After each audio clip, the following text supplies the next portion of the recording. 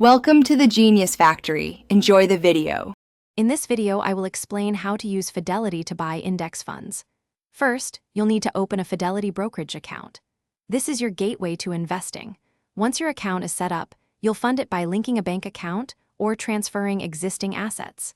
It's also important to consider which account type suits your goals, such as a Roth IRA for retirement or a standard taxable brokerage account. This initial setup is crucial for your investment journey. Now that your account is ready, let's find some index funds. Fidelity offers powerful screening tools to help you filter funds based on your preferences. When researching, always prioritize funds with low expense ratios, as these fees can significantly impact your long-term returns. Many investors start with funds that track broad market indexes, like the S&P 500, for diversified exposure. Take your time to find funds aligning with your investment strategy. Hey everyone, quick break. If you're finding this guide helpful, please hit that like button and subscribe for more investing tips.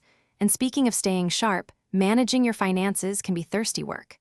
Stay hydrated and focused with an Owala water bottle, perfect for keeping your drink cold while you're reviewing your portfolio. You can find a link to the Owala bottle and other great deals in the description below. Now, let's get back to the video. With your chosen index fund in mind, it's time to place your trade.